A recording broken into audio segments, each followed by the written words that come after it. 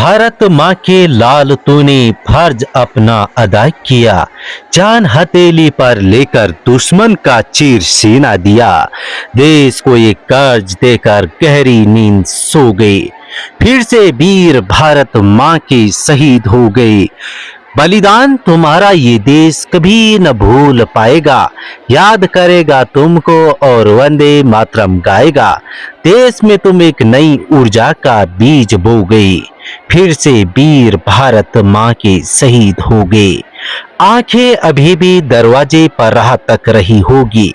हो माँ बेटे की प्रतीक्षा में रातें जाग रही होगी।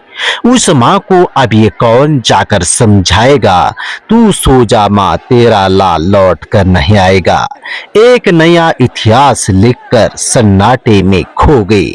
फिर से वीर भारत माँ के शहीद हो गए। जय हिंद साथियों। 11/8/2022 जम्मू कश्मीर में राजौरी सेक्टर के परगल आर्मी कैंप पर हुए आतंकवादी हमले में शहीद हुए 3 जवानों में हरियाणा के फरीदाबाद के गांव शाहजहांपुर का राइफलमैन मनोज कुमार भाटी उम्र 26 वर्ष भी शामिल था। गुरुवार दोपहर परिजनों को उनके शहादत की खबर मिली। इसके बाद तो घर में कोहराम मच गया। माँ बाप और पत्नी का रो रो कर बुरा हाल था।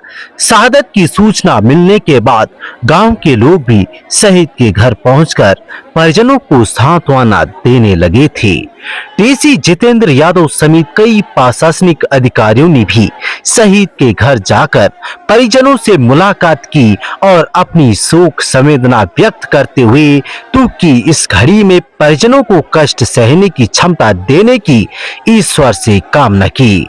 ग्रामीणों के मुताबिक 2 अगस्त को ही मनोज कुमार छुट्टी काटकर वापस ड्यूटी पर गए थे।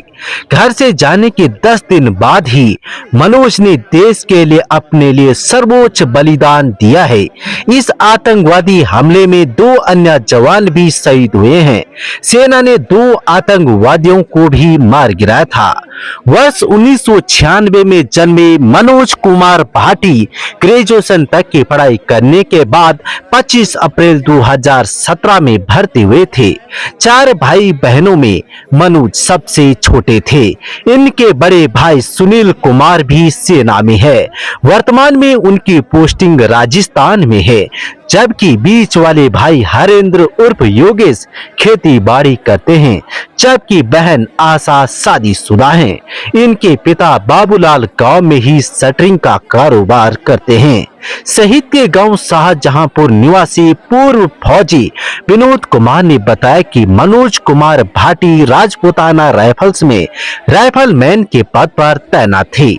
उनकी शादी नवंबर 2021 में सीकरी निवासी कोमल के साथ हुई थी। पत्नी गर्भवती है। पति के शहादत की खबर सुनकर पत्नी और मां सुनीता बेसुध हो गई थी।